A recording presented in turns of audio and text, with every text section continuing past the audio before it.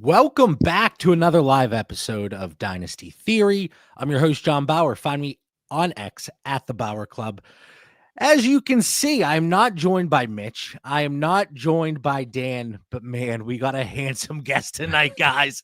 Casey from FF Dynasty on X. That's at IAMC Myers. Case, what's going on, man? Not too much, man. Appreciate you having me. I'm glad to fill in space of old Mitch and Dan. I don't know if I'll do them justice, but I'm going to try. Me and JB have had some fun on the air before, so we're going to try to have some fun tonight. Hit us with some questions, some comments, some concerns. Oh, nice. Somebody likes me, so that's cool. Hey, what up? All right. There you go, Mikey. All right. Well, it's always better than the first comment, like, who the F is this dude? Yeah, son of a... that guy. Yeah, seriously. So I have joined Casey and Jay and the team a few times over there on the FF Dynasty channel. They're absolutely killing it on YouTube. Their Discord community. Case, I saw you guys just crack 12,000 YouTube subscribers. So congrats. That's awesome, man. Yeah. It's been a fun journey figuring the YouTube game out. We're not these young kids, right, JB? We're holding it down for the olds right now. People, we got to hold it down for the old heads out here. That's right. Well, like I said, as you can see on the screen, live Q&A. Any dynasty questions, whatever comes to mind. If you have a trade question, if you have a strategy question, if you just have a thought and you have a point that you want to make and you want us to discuss it, throw it in the comments, throw it in the live chat here. I see our man Frank first up here, Case. Has the dynasty community gotten too bullish on Caleb Williams and the Bears offense? Frank says, I'm legitimately concerned that Caleb might just not be a starting caliber quarterback. I don't think we've released the episode yet, but I just recorded last week, and I'm on the pounding the table, super bullish on Caleb. And I would go the opposite way and say that I don't think that they're bullish enough. Like, we got Caleb Williams' average ADP right now for us is 2.9, 2.10. And so I think that's fair at this point. I don't think it's like had been propped up super heavily, but look, I mean, at the end of the day, he had 3,500, yards as a rookie, 20 touchdowns, I believe, 6 interceptions. Don't quote me on that. I'm just going off the top of my head. Jaden Daniels was awesome. And I think, if it wasn't so great for Jaden Daniels, we might be singing a little bit different tune for Caleb. And like, at the end of the day, there's reports are reports, but like, nobody's watching film with this kid. Like, I feel like just the initial Caleb, like, you saw some of the things, you saw some of the bad things, you saw him be a rookie, right? But this year they've gone in, they've revamped the line. There's weapons everywhere. You have a great mind we don't know if the head coach can be a head coach, but we know he can be an OC, right? So at the very least, he should be able to figure that out. And from everything that you're getting, the messaging is sort of, hey, I'm not bringing over the offense we were running over there. I'm bringing over what Caleb's comfortable with, what we can get him to do. They've added Case Keenum, which there was no veteran presence in that locker room before. And by proxy, you can kind of circumvent rules in that. And hey, we got a guy like Case Keenum, who's never really going to start for us necessarily, but now I can have somebody, we can extend time that we're by extension of head coach with him and Keenum, and everything that you're reading from Keenum is saying this guy's great. He's humble. He's a sponge, yada, yada, yada. We've seen all the quotes. So I think Caleb's in a really, really good situation. I think the Bears have done right and done justice to give him every chance to succeed. And that's really all we can ask for from a quarterback position, because we know this is the toughest position to transition, evaluate, all of those things. There's so many factors that come into it. And so I'm plenty bullish on Caleb. I'd be in every super flex league I have, unless it's a rebuild or I have a ridiculous quarterback situation, I'm figuring out what the Caleb cost is. Now, obviously, you can look at this two ways. Hey, what they are doing in Chicago, Ben Johnson coming over, building around Caleb Williams, this is fantastic news for him. And obviously, Casey, you're saying you're fully invested there. But to play devil's advocate from the Bears offense perspective, is it possible that it is a situation where it's going to be too many mouths to feed and it kind of gets watered down from that aspect? Yeah, I'm not super excited about individual players on the Okay. Bears, right? Except for Caleb. I think he's the one. I like Luther Burden a lot. I love Roma Dunze. I like Colston Loveland. So I'm okay with buying them. And look, Luther Burden's price tag is still reasonable. Rome's isn't out of control yet. You can probably buy him from somebody who's an impatient owner at this point. Who sees, hey, there is a lot of mouths to feed, and it might not be great right away, but how long is DJ Moore there?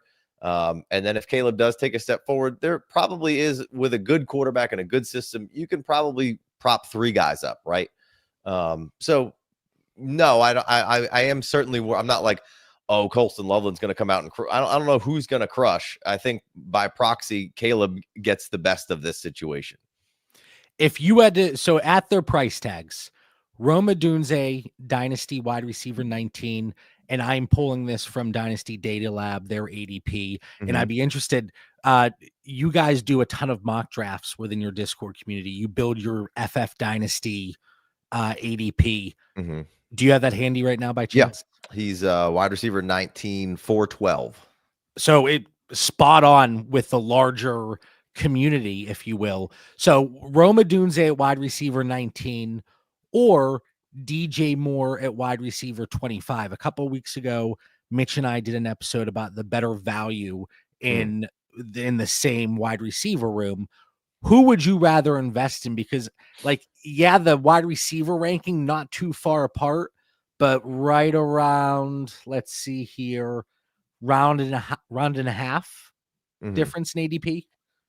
Yeah, I got DJ Moore at wide receiver 25, but 701. That's exactly where he is here. Yeah. All right. Maybe they're taking our ADP. I don't know. I mean, it depends on how you like to play it. Rome is probably the play if you're more into the dynasty value, keeping the value up where it wants to be. I firmly believe in Roma Dunze. I think he's an awesome player. Antoine Randall-L's getting me super excited about him. He's their wide receiver coach coming over from Detroit. He was saying how he thought Rome was the number 1 receiver last year, and he's excited that he kind of just backed into Roma Dunze. I don't know how, like I said, DJ Moore seems like he could be the odd man out in future years there in Chicago, whether it's a trade, whether it's not.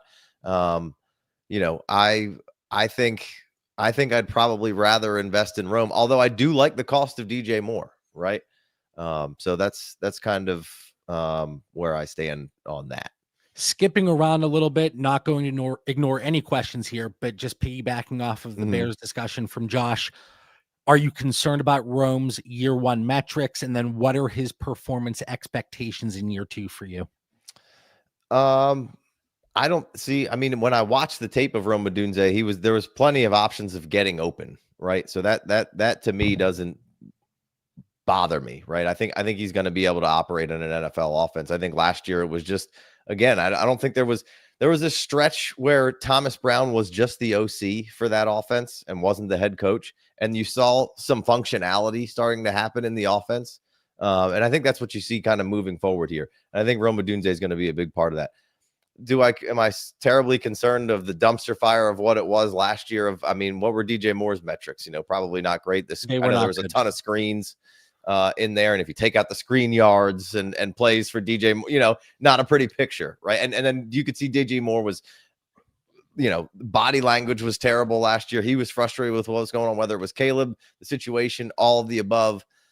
So my expectations is you see a step forward, but like I said, with this whole offense, I don't know that you're really going to see any one guy explode unless they start featuring. If somebody's the St. Brown, quote unquote, on this offense, then yeah, that guy's obviously going to be super exciting. But I don't know who that to say who that is. I don't know. I will say that Roma Dunze will not be the player that will be used like St. Brown. I wouldn't think, right? And we certainly would hope that he would be, though. I mean, that would be just the icing on the cake for the Roma Dunze situation. Sure. DJ Moore and Burden seem to profile more into that kind of role and situation, right? And again, Ben Johnson saying he's not bringing this offense over. He's going to build with what they have and what, which is I think that's the right answer. You're not fitting round peg, square hole situation. So those are all things I like to hear. Now, if we can make it function, that's a completely different topic. So what's your opinion here on Rome Odunze and the offense and Caleb? So for me, I think the cost to acquire Caleb in general in existing leagues, it is a challenge. I don't think that right now so in my tiers, let me see. I know everybody, they hear about my tiers constantly. Like I have him really in that broad range from back end startup first to kind of late second. Like there's kind of a large tier there when you look at it from 12 team super flex tight end premium perspectives. But like I said, and you said, you could probably get Caleb right around that 207, 208, 209 in startups in a lot of leagues. I think the price to acquire in existing leagues is a little bit more of a challenge. And if somebody has a Caleb Williams, a Bo Nix, a Drake May, they have these young, what they see as cornerstone quarterback pieces. Say that 5 times fast. Cornerstone quarterback. Anyway, it's very difficult to acquire them. But I think, like you said, the offense as a whole, I do expect it to grow.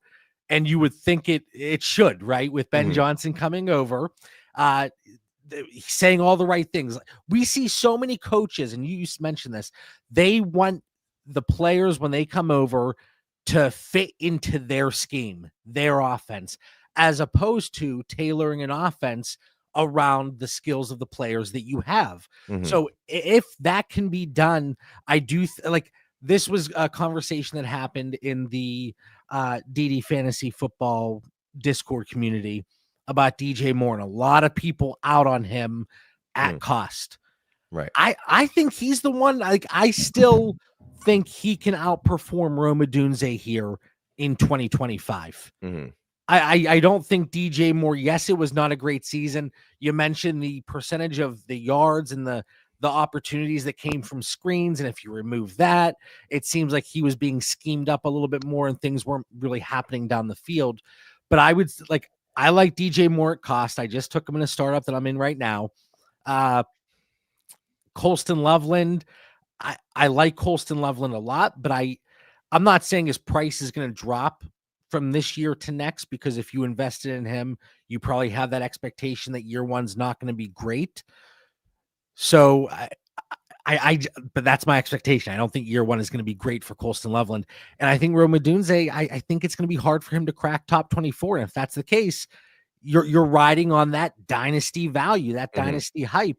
And I think there's ways that you can pivot off of him. And it's not anti-Rome Odunze, but it's pro jockeying for value and pivoting off of him if possible. Yeah. No, I get it. So for me, I'm just, when I like the talent and it doesn't disappoint me on the field, I'm okay with riding it out for a minute, but I completely understand kind of playing the value game. So the value is going to seemingly, I think, unless Rome Odunze has something crazy, that it's either going to stay the same or drop slightly, probably for Rome Odunze going into next year. And then we'll see how this offense kind of shakes out a little bit. The Fantasy Plumber said everyone upgrades the Bears without downgrading the Lions.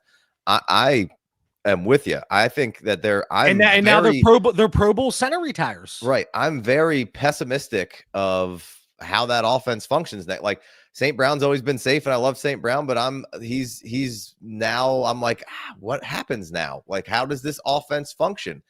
Like, what brought this whole thing together was kind of Ben Johnson, and we didn't know who he was, and now, the coach, we've said this on the pod, but like the coach isn't Kyle Shanahan. It's not McVay. The coach is a motivator. The coach isn't the system, right? So the system has now moved on. Like I definitely have a pause when I see Lions players this year. Like, and we see it with quarterback changes. We see it with coach changes. Like how they scheme and who they throw it to, it could be complete. Like this could be the Jameson Williams show. And I'm not saying that St. Brown's going to be obsolete by any stretch of the imagination. I'm just saying the offense ran through St. Brown. Does it still function like that, kind of moving forward? Well, obviously a running game as well, but you know what I'm saying. And I think because of that, because of the unknown and kind of transitioning over the lines, and we'll get on to other questions here. Casey, you filled right in for Mitch and Dan perfectly, because each and every week we spend far too much time on the first topic and then we Same. try to scramble through Yeah. everything else. So you fill the shoes perfectly. I know Mitch is watching while he's in Yeah. Cancun, but he doesn't have the beard that you do, Yeah. and God knows Dan and I, we don't have much of a beard game going on at all. Yeah. But you made the comment about Jameson Williams being kind of the wild card. How's it going to play out? I think he's a nice investment at his cost. Yes, he's on the last year of his deal. Did they exercise the option? I think they got the 5th year on him. Yeah, I know they had the 5th year. They did exercise it. Okay. All right. Didn't update that in my tiers. Oh my goodness. But you would think that Amon-Ra St. Brown still gets his. You like, right. Maybe the interesting dynamic is the split and the way the running back room operates. Maybe we get a heavier Jahmyr Gibbs workload. Sure. So David Montgomery might be the one at risk. But also maybe we see more of an uptick with Laporta. I still think there's too much talent in that offense to really, I don't want to say they won't regress, but I don't think it's going to be detrimental for fantasy purposes. Yeah. Yeah. No, I don't either. I kind of was always St. Brown felt like bottom tier 1 receiver to me. And now I'm kind of like, I think I'd rather have Drake London. I think I'd rather have, there's a couple more guys that I think I'd rather have and feel a little more comfortable with is I think the way that I'm looking at it. All right. So moving on here, before we move on, Frank says Casey's beard. Ooh, 101. I'm 101.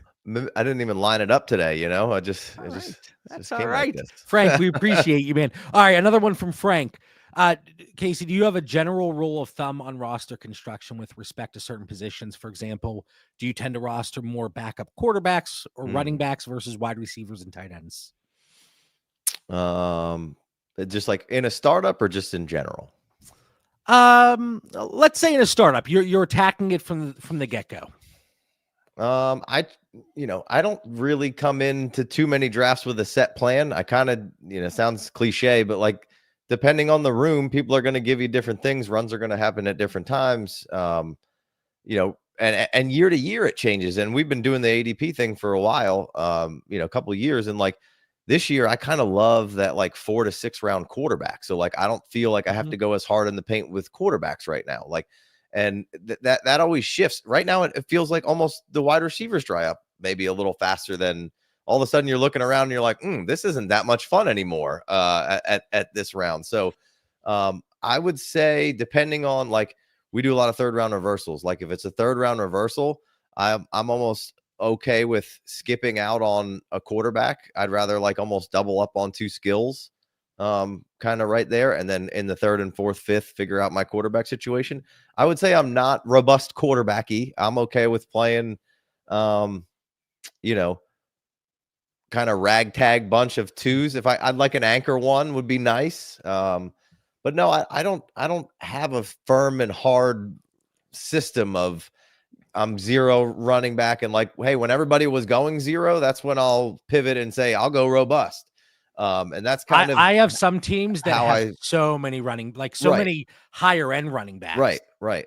I kind of like where the running back is this year. Like it seems like 4, 5, 6, you can still get some good running backs. 7th, you can still get Chuba. The rookies kind of fall in a good spot, and I like a lot of the rookies this year. I'm a big Caleb Johnson guy. RJ Harvey, both usually available in like the 6th round. So I feel like, I can get a 2nd or a 3rd one with one of those 2 guys, and they're younger guys.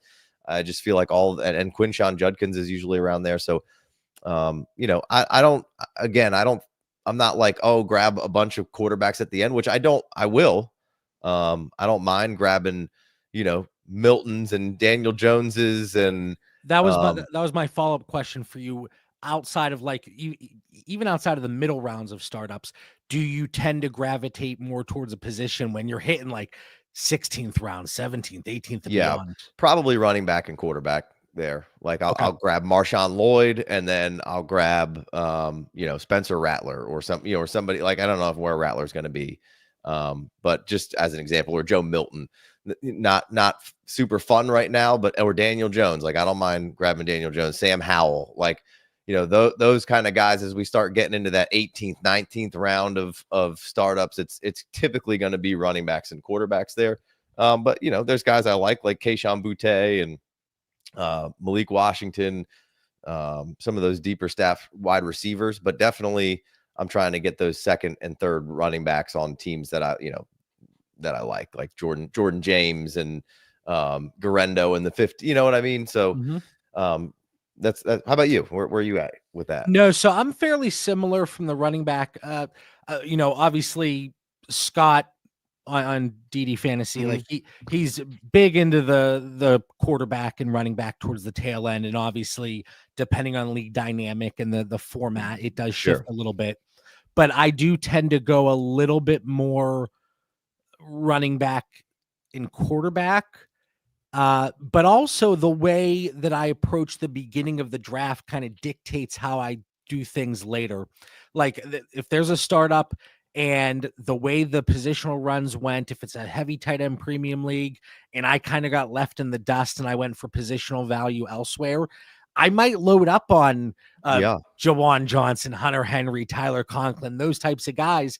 Whereas maybe if I build a little bit differently earlier in the draft, I would slam home those quarterbacks in Superflex or 2 quarterback leagues and then running backs. And it really comes down to like, if you see a late round wide receiver pop,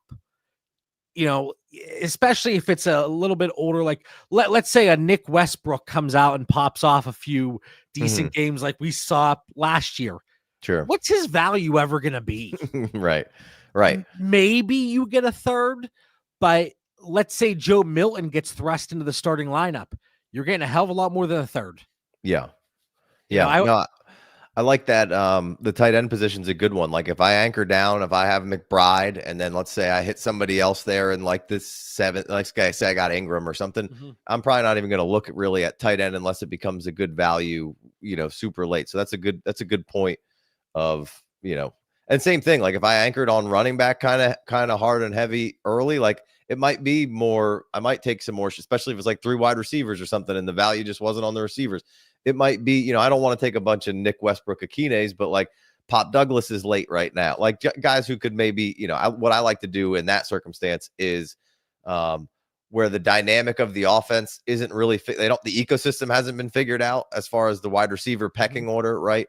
Carolina would be a good example of that right now. Like we don't really, Legette's kind of later, and then there's, Coker, and, now you're getting Horn, and there's Thielen, maybe not Thielen, but you know what I mean? Like just a core, like the Giants right now. Wandell is somebody who I'm always drafting late, but, Roman Wilson for the Steelers easily could be there too, where we don't know what it is yet. Then I might try to get 2 of those guys, right, a little later from the receiver position. Yeah, anywhere that there's uncertainty and there could be a bump one way or the other, and it's not costing you too much to find out, I think that's a nice opportunity there. All right. When do you decide to zag against the community? What are you looking for as indicators that you should go against the grain? So, we have all this ADP, we have KTC, Fantasy Calc, all these different resources. Is there ever a time that you're looking at players, and I'm sure there are, and you're like, they are just valued too highly? What stands out to you, I guess, as to how are they valued too highly or why? And this is such a loaded question. It's such a broad, such a broad question, but I think you could really go many ways with this one. To me, this is always kind of like, the court of public opinion, right? And that's when I start, like when I see everybody really on or against somebody, I try to go figure out exactly where I stand on that and then move accordingly, right? Because that at the end of the day, that's what drives values. And like, let's just say we're in season, like those Sunday and Monday night games where everybody has to watch, that can be a good spot where it was like, he was like, you've loved him for a while and he didn't do anything in that particular game, but you've been watching him the other games and it's going pretty well. People might be like, oh yeah, see, he sucks. Or, oh yeah, this guy's awesome because he just had that one game, those are basically, I try to just kind of, it sounds like the stock market, but like when the court of public opinion gets heavy on one side or the other, I start going the other way. Like, I saw somebody in here say that Caleb is like Trevor Lawrence, but is worse. And I'm like, listen, the thing with Trevor Lawrence is like, yeah, he's not as good as everybody thought he was, but I don't think he's a terrible quarterback, right? And if you look at the stretch, I don't remember where it was, but from the time he got injured, there was like a meat sandwich of games there, maybe 7 games or so, that was like, this is your great QB2 numbers, but everybody's already made up their mind that he sucks. I'm going to go buy Trevor Lawrence at that point. Like, I have faith in and like, I kind of like the situation. I don't think he's great, but I don't think sometimes we can get over the fact of what the expectations were and then what it is, and just being okay with that. Hey, didn't he meet this, but he's still good. He's not God. He's not the worst player ever. And there's not a lot of good quarterbacks. And I think he's fine. Like, I don't think he's generational, right? He's not what you wanted him to be. And sometimes that can be, an easy way to either get in or out. I talk about that all the time. I talk about it in terms of a baseline. What was the baseline coming in? You have a Caleb Williams, a Trevor Lawrence, Marvin Harrison, these guys that were deemed as generational.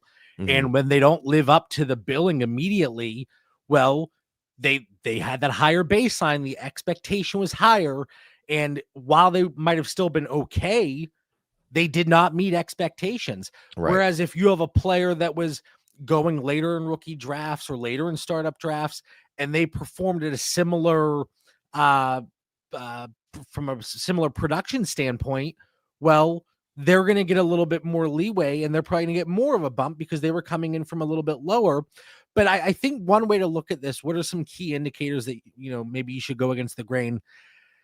And like, it's easy to say it, hindsight being 2020, but if there's a player that is just, I don't even want to say average, but they get thrust into a situation that we deem as just a fantastic opportunity. Well, so I think a lot of people would say Chase Brown right now. I think Chase Brown's a good player, but I think a lot of people think he's just average and got thrust into a good opportunity, right? So see that, I like that, but to counter it, I would say, but we saw him produce with that opportunity. Yes. Okay. Yeah, for sure. That's where I stand. And I think he's good enough to be in that opportunity. And I was thwarting a lot of people who were saying Bengals were I was buying some Chase Brown opportunities and now I can sell them again because it's okay. And I don't have to be overexposed. But anyway, I'm sorry. I didn't mean to cut you off, but that seemed to be I cut Dan and Mitch off all the time.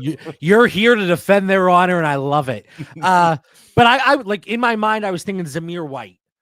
He was, hey, we didn't really see too much. We saw a little bit at the tail end of the season in 23, 24. Hey, he's the big winner. He's going to get all the opportunity. Well, he fell flat on his face. And again, it's easy to look back on that. So I would say if maybe that's a situation, but then you look at situations where it's like, hey, Nico Collins really didn't do anything his first 2 years. And, like, now he pops off and he's a top 10 dynasty wide receiver. So it's just so many different ways you can look at this. And I love the question. I love the comment here because like that could be an entire episode with just different subtopics within it. I think, you could look at it from there's a huge coaching upgrade. This goes back to the Bears discussion. And everybody's hyping the Bears players up. Well, maybe that's where it needs to be tempered a little bit. But yeah, like so many different situations. I think one good thing could be like coach speak. Like there's that coach speak index. Yeah. That's a fantastic account to follow if you're not following it, but like just different things like that. And it gets very subjective and it could go either way, but I like that. I like that question in general. All right. From Dustin, advice on getting league mates to recognize obvious positional scarcities when working out trades. Often clear scarcities don't get worked into player values. Guys just live and die by the calculators. When I saw this initially, my first thought was like, okay, there's a 16-team super flex league and quarterbacks still are not valued. Yeah. That happens a lot in like in home leagues for me, right? Obviously I'm in this and I'm always around it, and their app goes green in August and they they haven't looked at it since then. But they're and almost to their, we've seen that like you can't get them off running backs, right? Running backs are so expensive in that league always, and it's almost kind of come full circle for them. Whereas you'd be like, oh man, this is a 28-year-old running back, and they're like, oh yeah, I still need 3. And few years ago, I still need 3 first rounds for him. He's Ezekiel Elliott, right? And so. But a bottom part of that question there is live and die by calculators. Like, get them to send you a calculator and then go get that calculator and just literally work that calculator in whatever favor that I think calculators are the worst. But Case, though, the calculator only works one way. Yeah, it doesn't. True. It doesn't work the other way a lot of the time. Yeah. That's a tough question, because it's like you almost have to chat with the player, and then it's like then it seems like you're like trying to feed them, one way of, because you're trying to make the trade. Like, they're not asking you third-party advice. You're the one trying to make the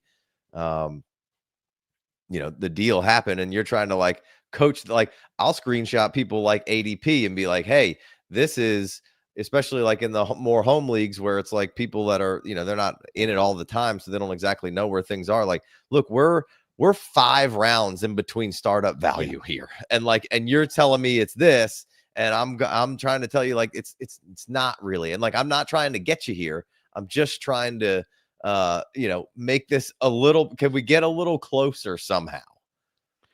There was a comment right below where I'm scrolling. Oh man, where are we here? Here we go. From the Fantasy Plumber, use it to your advantage. The only thing there is, like, let's just stick with the quarterback position. Mm-hmm. You're in a league. One manager certainly doesn't value the quarterback position. You're in trade discussions and you're like, okay, maybe that's how the general market is within my league. So you go out and explore and you see, okay, the quarterback market is certainly lower than it should be. You're presumably already in a situation where you're at least decent off at quarterback right now, because the rest of the league didn't really value the position. So then you get to the point where, okay, if you try to exploit it any further, now you're going to have excess quarterbacks. You might be storing too much value at the position. I've done that in leagues with tight ends, even if it was a start 2 tight end league or a 2 PPR league for tight ends, where the position is not valued. You get a little bit more value at the position because you're the one taking them. Now it is a little bit different because you can flex those tight ends as opposed to super flex, where you get the 2 quarterbacks and that's it.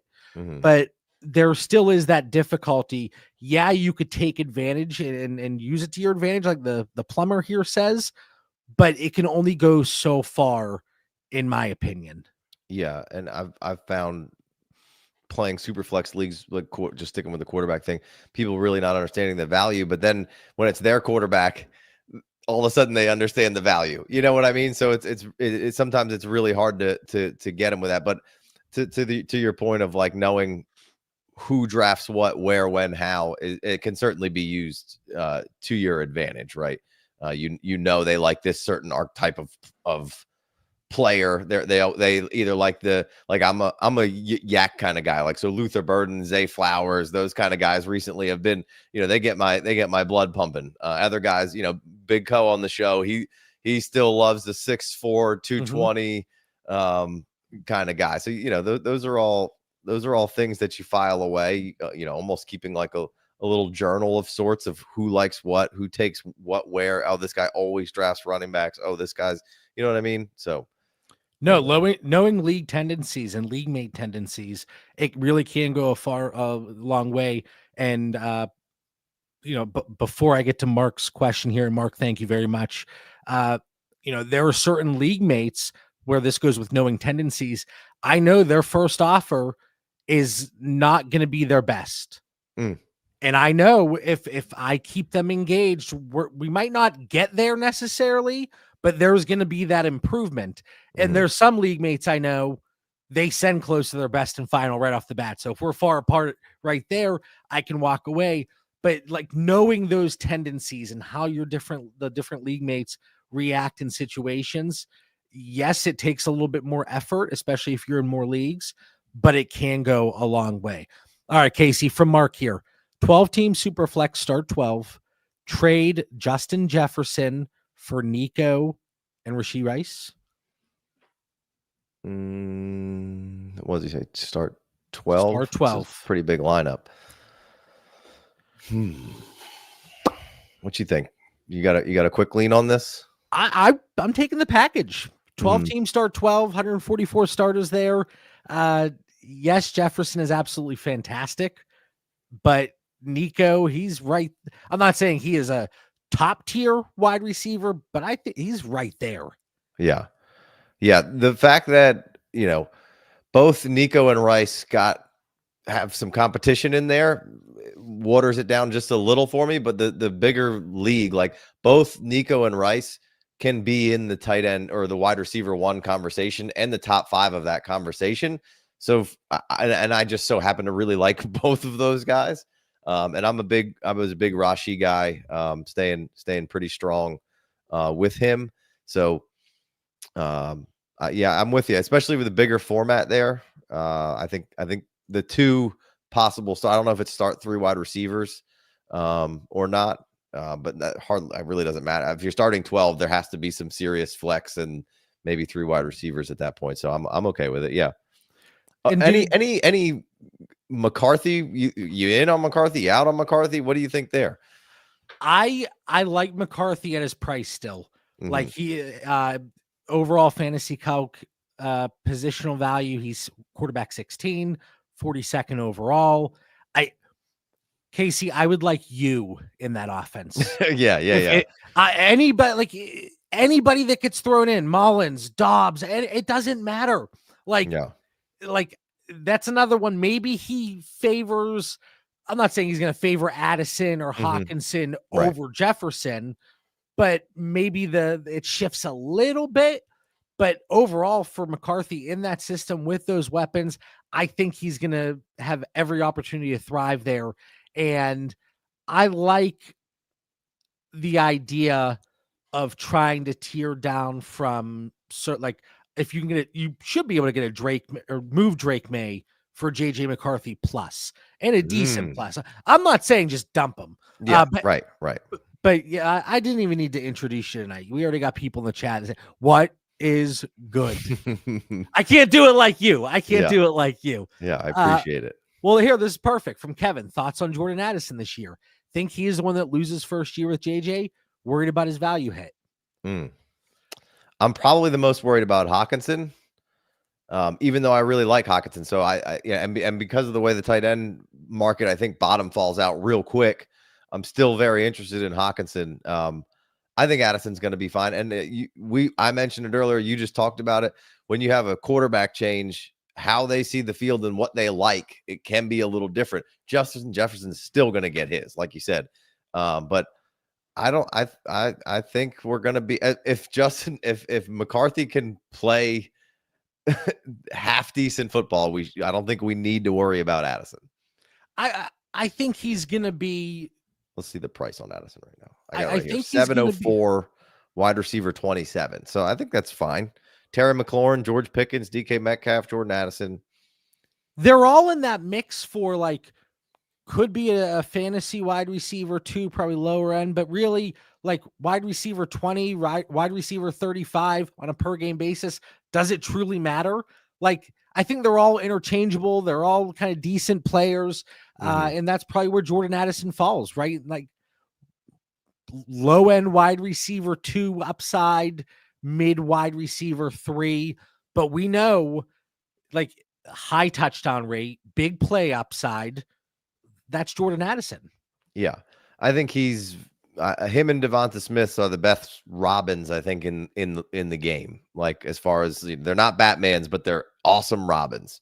Are we saying T. Higgins is a Batman as well? So are there 2 Batmans on that team? Yeah. So I would say he's a one anywhere else, right? And but I don't know that Addison and Devonta Smith could thrive as just being the guy, right? I can get behind that. Yeah. Okay. I had a challenge there on T. I was like, wait. No. That's a good call. That's a good call. And what about Jalen Waddle? I want my heart and body wants it to be there, and we've seen it be a wide receiver 1. I just Yeah, I don't what trades are you looking to make this summer? I'll acquire Waddle if he's cheap enough. Yeah, from Sean, what type of trades are you looking for? Like you're looking to make this summer. Do you find that, and I'm going to piggyback off of this from Sean, do you find that you are one that kind of like, are you a, hey, and like, obviously it's not just a black or white answer, but do you find yourself more like, hey, I'm going to sell high, I'm going to split up this asset, or I want to consolidate, I want to pivot up, or I tend to push towards the future, I'm more win now? Like, just if you had to give a one paragraph spiel, and again, there's so much gray area. Yeah.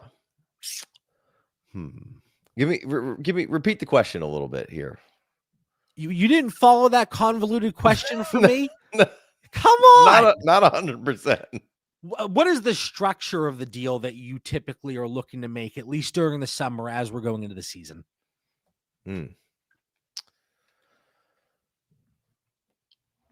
I don't think there's any one, but we've been talking about this recently, but it's just like once you get the framework of what the deal is going to be, now that opens like 4 more trade options for me, right? So it's like I got to go figure out what I'm willing to lose and what I'm willing to get for it. And once I figure out that package, now I can send something similar to, like, there's usually 3 or 4 matches in the league, right? Of like what fits in that mold of things that I'm doing. So I wouldn't say there's any kind of one thing that I go for. It's team by team and how they're constructed and where they're at right now. As far as when now, like I just said, like Caleb would be somebody that I'd be trying to acquire, but I think you made a good point that I think he's harder to acquire in already built leagues than startups, right? And sometimes that's kind of a weird dichotomy, but yeah, I don't think I have, I'm mostly going to just value hunt as much as you mentioned it earlier in kind of trading of like, I almost am never sending the best offer first. What I'm doing is, I want to dance with you to figure out where your value is.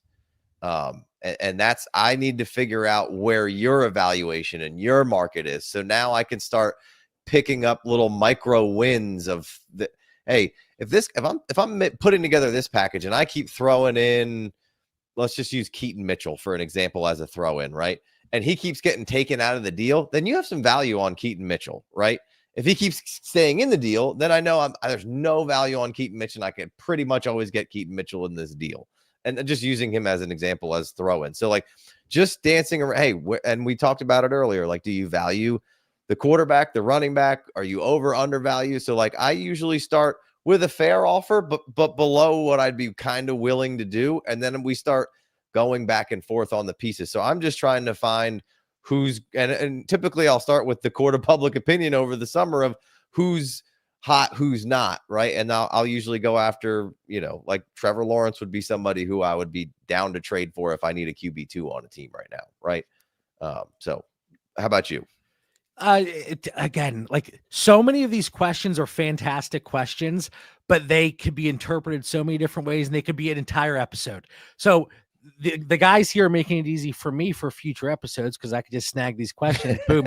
That's the entire show. But like, what type of trades are you looking to make during the summer? It would depend on my current build at this point, because there are leagues where I probably had the startup in 2024 or previously, and I built with a lot of depth. Well, now I'm looking to consolidate some of that depth, work into higher valued pieces, and that's the way I'm looking to go. Now there's some where I'm trying to either get into a rebuild, might try to kickstart it very quickly. If that's the case, I have a higher end asset. I would be looking to pivot down from them, pick up additional pieces, especially depending on the league size. And then if at all possible, see if you can get any value because people just prefer 2027 picks at this point compared to 2026. So maybe there's an opportunity. But yeah, Sean, I love the question here in so many different ways. But a lot of it is either consolidating or tearing down. I think now is a time too where you can correct your roster construction a little bit. I mentioned there's some teams where I'm really heavy at running back, really heavy, and maybe lacking a little bit at wide receiver. And that's just the way the startup went previously, or the way the league valued the positions. But now maybe you can go explore trade opportunities and see if there's a team that has a positional need, and maybe they're strong at wide receiver. And you can balance that out a little bit and correct the roster construction a little bit. But it might not happen right now, but we still have plenty of time before the season starts here. Right. All right. From Austin, what would you trade for an elite star quarterback in a start 9 single quarterback league? Is it 2 random future first? Does it need to be an early first? This is hard for me because I'm not in any one quarterback leagues. Yeah, I still have a few. I think I just did this, not on a Patreon show. We're in the middle of a draft right now. It just started. We've got a really good team. It's a 1 quarterback. We were on the clock at 111. Right as we get on the clock, guy says Lamar Jackson's available. Right. So we try to send, I believe we started with the 26 and Sam Darnold, who's a backup for Lamar Jackson. Now his team's old, right? So it's going in a different direction. Not saying Lamar's old, but his starting running backs are Derrick Henry and Alvin Kamara, right? And he's got Calvin Ridley on there as a good wide receiver, right? So I don't want to pay. And Josh Allen got moved in a home league single quarterback for 109 2 years ago, right? From a guy who won a few times and then was ready to rebuild. So 109, he initially came at me and Corey at 5 and 4. And it's I'm not trading you 5 and 4 for Josh Allen in a 1 QB. But then he didn't even give me that. This is where I think you need to play the dance a little bit. He just went right down the line and made, I would have gave you a different deal. Just, we could have figured something else out. I think it's, for me personally, it's probably a late one and another starting quarterback to get a Lamar Jackson or something, or I just don't want to do it. Right. Cause I just don't need to, unless I'm in a crazy position and I have multiple firsts. I'd probably give you a first and a second, and a starting quarterback. If I the team we have there is it's Jamar Chase, it's Jonathan Taylor, it's Drake London, it's I'm trying to think, I'm drawing a blank on the squad right now, but it's a really, really good team that the starting lineup, we won the championship 2 years ago, came in second this past year, and we're right primed to be in there again. So I'm down to add Lamar Jackson, but we won with Jared Goff, so we don't really need to, right? So, I don't know. How do you feel about it?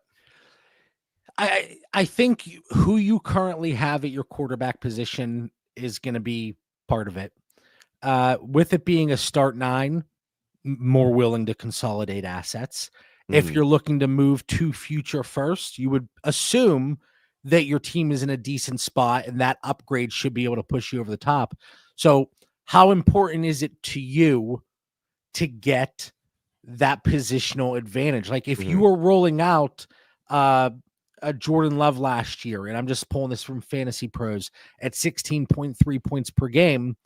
Well, if giving a first with Jordan Love is going to give me 7, 8, 9 points per game upgrade. Now, again, I'm just using last year's points, not looking at projections or anything moving forward, but how valuable are those 7 extra points to you? If they get you there, I think we're in the 2 first ballpark. Sure. Now, am I saying I want to give a pick on a vulnerable team in 2027? No. Right. Yeah. I think a good point in here that I would probably go with is what are the other 2 strong team? If you have a good team and you're right, what do their construction look like? And is that where I'm losing? Right.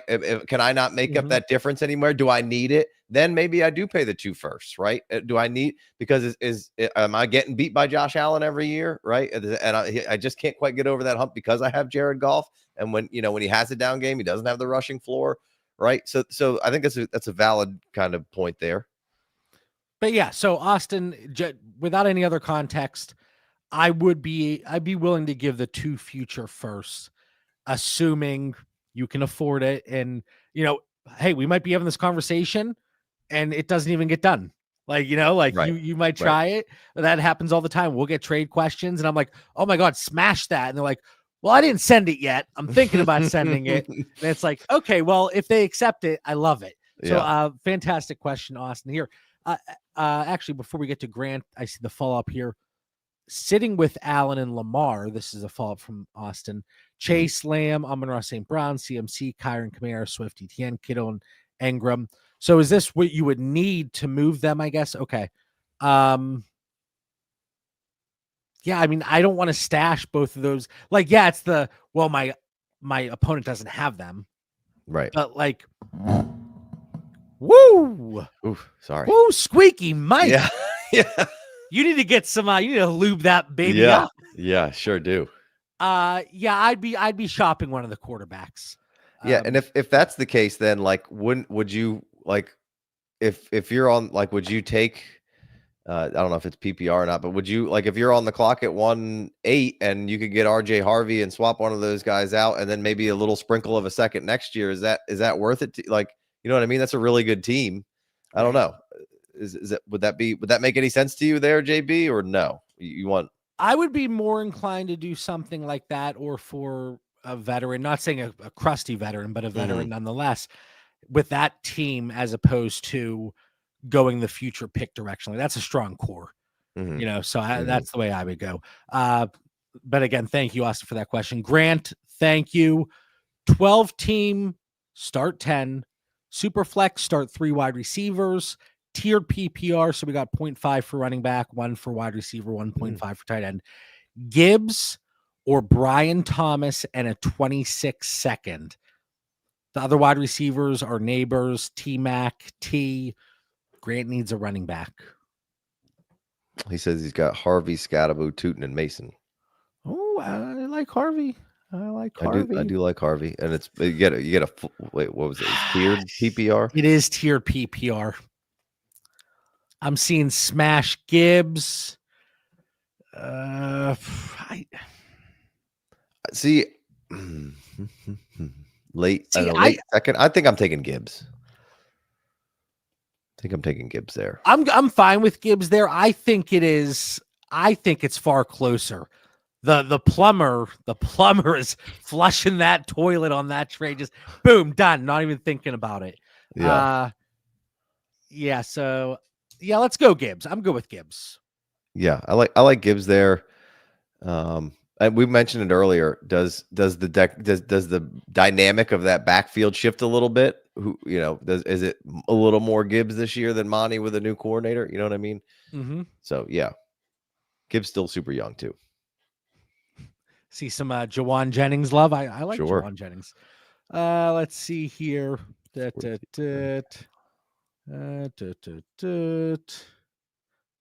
see that's back to the Nico and Rice conversation. Oh, let's see. Any other questions to get through? If you don't have any, I got one for you. You have a question for me? Oh yeah, I gotta know. All right. Where are we doing with Travis Hunter? Where you at with Travis Hunter? I don't know where you stand here.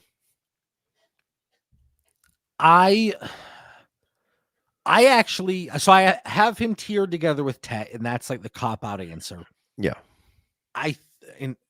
Where's Tet in running back? So I have both of them in the 103 to 105 tier. Okay. I'm taking Hampton over both. But then you look at if it's half PPR, like, if there's any PPC component, but for the wide receiver position, there are 14 wide receivers that I have tiered above them. There are 2 I have tiered with Hunter and Tet. And I think Travis offers the higher ceiling. Tet probably gets a more consistent workload early. That's kind of my thought. But honestly, I have very little rostership of both because I either didn't have many 103 to 105s, or I moved back, or I moved out. Like that's the truth of the matter there. I think like 5% exposure to both. Yeah. I'm not deep. I've only done 1 or 2 rookie drafts. I got a few that just popped off this weekend and are going right now, and then a bunch will go August.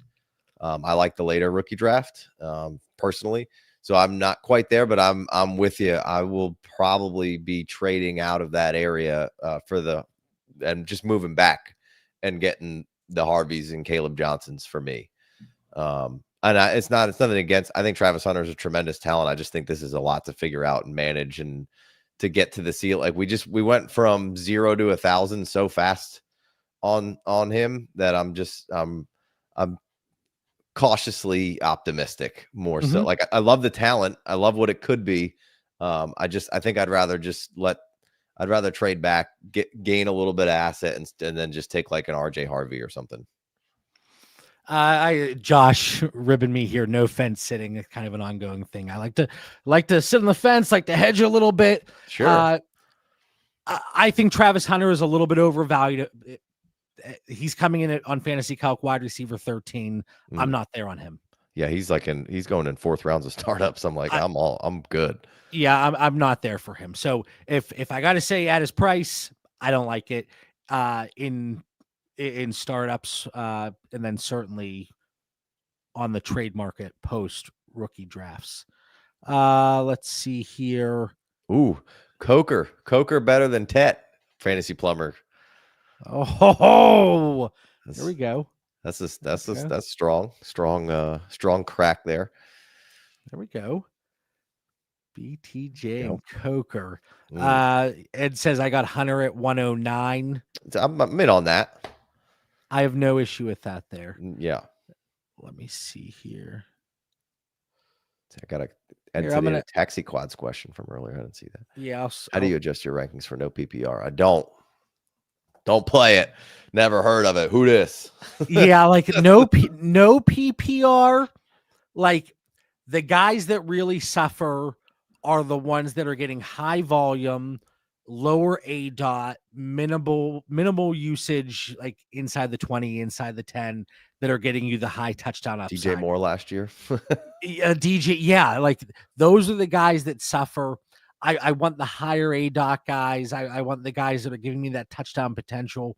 So by comparison, like if we're going from PPR to non-PPR, like I like T. Higgins even more compared to wide receivers. Like obviously they're going to fall compared to running backs. And then when you look at the running back position as well, who are those backs that are really generating a lot of their value and production because of the receiving game?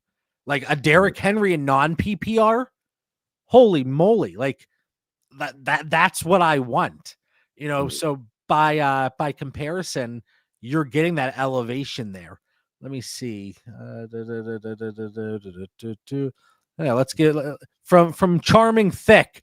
Casey and the guys have the best discussions about value, in my opinion.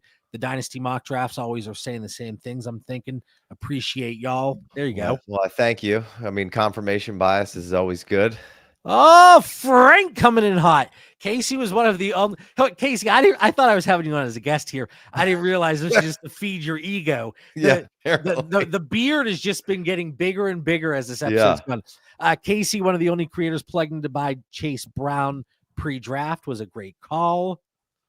Let's see here. You throw enough stuff against the wall, you know. Yeah, Scribble says, so back to the non-PPR. Wandale Robinson, yeah, there you go. PPR. Like that's gross. Full point PPR all day, you know. So cheap and an easy flex or third wide receiver if you need it, you know. Have you had a lot of leagues gravitating more towards points for first downs? I don't have any. I have no running back. I have no point per carry, and I have no first downs leagues, at least yet. Or as of now. I haven't added a league in probably 2 years though. Just because it was like, it's a lot. That sounds like a you problem, to be honest with you. I try not to get too overexposed and, you know, try to keep it around 12 solo leagues. And then, you know, I'll co-commish with one of the guys, Big Co, a lot, so we can kind of split some stuff up. But I found there for a minute that I get, you know, you just neglect teams, and especially if you know, especially if it's a co-ownership and then you got like you guys are doing other things. And so I tried to, I don't want to get too over my skis. I am going to do a startup this year. And we got an FFPC startup that we're going to do. And then I'm if I do startups, we only talk snake, but I'm auction only in a startup at this point.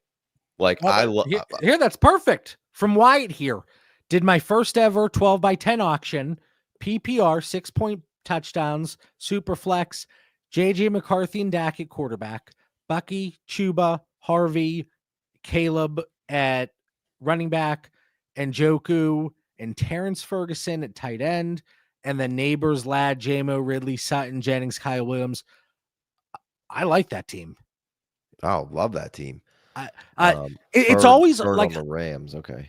I've only done a few auctions, I think 3.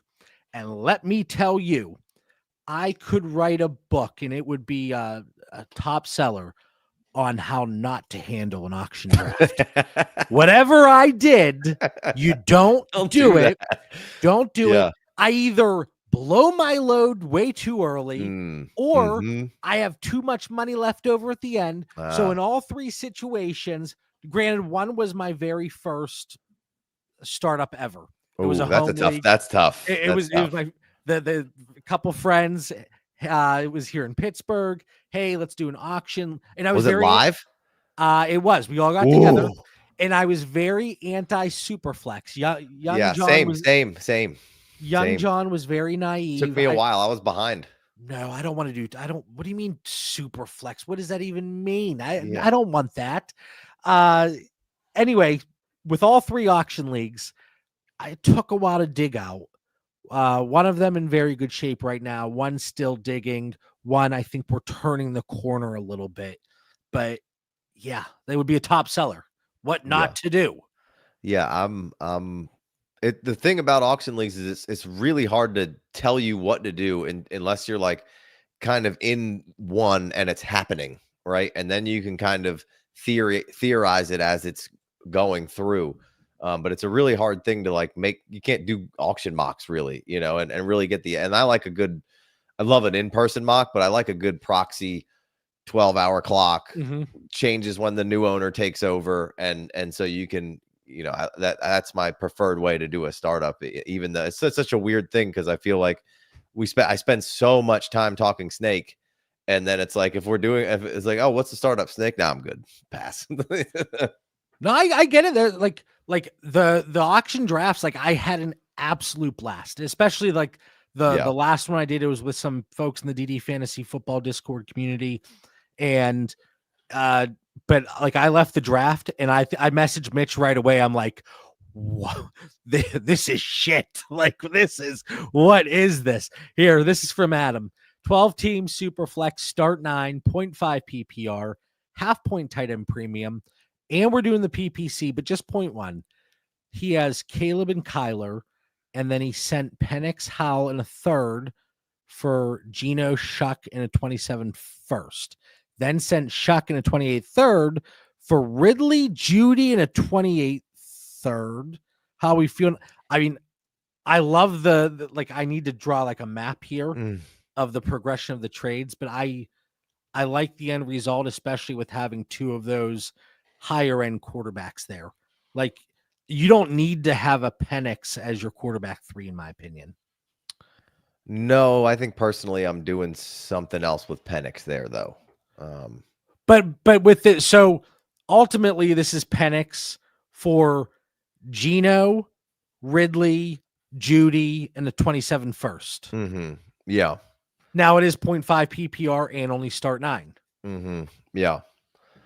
I would rather try to tier up with Penix for somebody who's then kind of, I feel like we're going the opposite way there for me. And I feel like with the quarterback being a situation where somebody's got to need it, right? That I'd be trying to leverage that when I can. Personally, I don't mind it. I actually kind of like the idea. Well, you got rid of Shuck there, but I kind of like the idea, like the whole idea for drafting Shuck for me is like a stepping stone to the next quarterback, right? And you know, Geno's a great third, but I feel like Geno's so easy to acquire, and like So as well as Ridley and Judy's great. My question is who's throwing him the ball?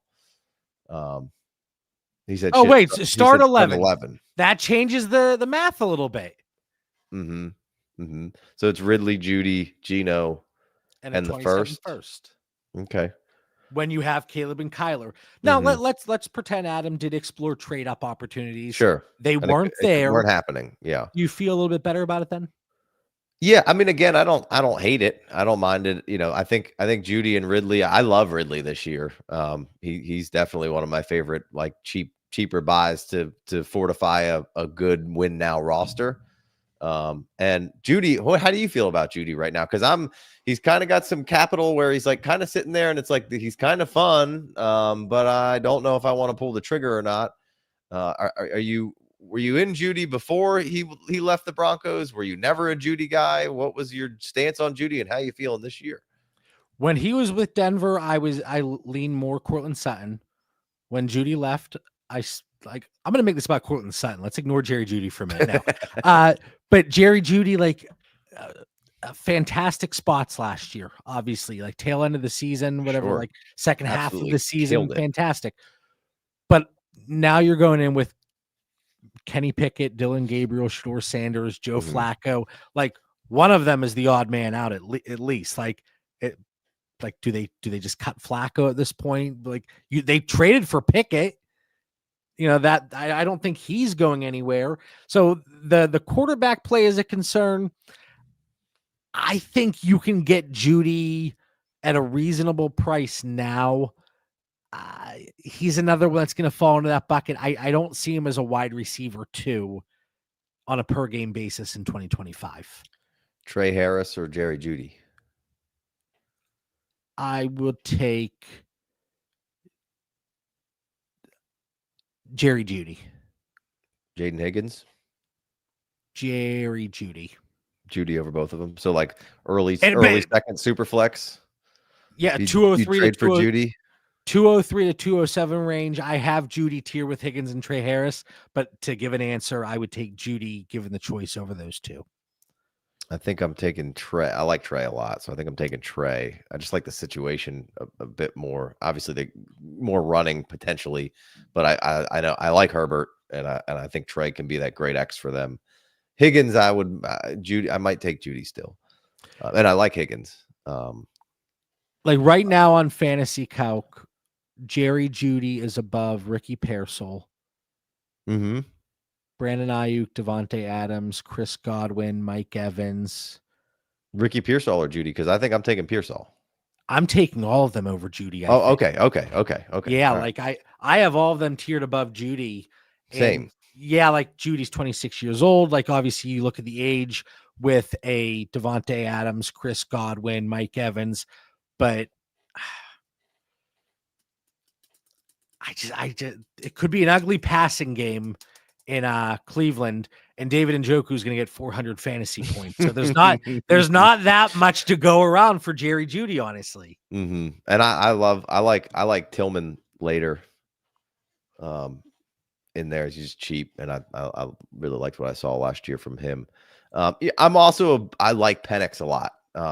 So I think what we saw from him last year at the end of that season was semi-promising. Tillman, love the I'm probably responsible because I can't lay off a Tillman from jacking his ADP up a round or two here. I think I usually get him in like the 12th-ish round, which I absolutely love that. Wait, were you the one that I saw taking the 4th round of a startup? No, I'm just no. You're like, wait, did I do that? 12-11 right now for Tillman. And Adam followed up with saying he feels like Geno and Penix will score the same points in the next year or two. Maybe, probably. But to me, Geno's 34 years old. Michael Penix is on the first year of his deal in a contract. They can surround him with a whole bunch of talent. I'm sure they could score points. To me, it just felt like we lost a little value there. Whereas in my experience, I've been able to buy Geno for relatively cheap as a good insurance policy, or a 2 if I need him. But I don't mind the trade at all. I'm not upset about it. Yeah, Ed says, do we know for sure that Judy is even the one? I think he is going to. I think he's going to be the one from a fantasy production standpoint, in my opinion. You know, I Casey, he'd be losing it over there if it ultimately ends up being Tillman. But again, I want to see it all go through David Njoku, Quinshon Judkins. Yeah. I don't care what happens after that. Right.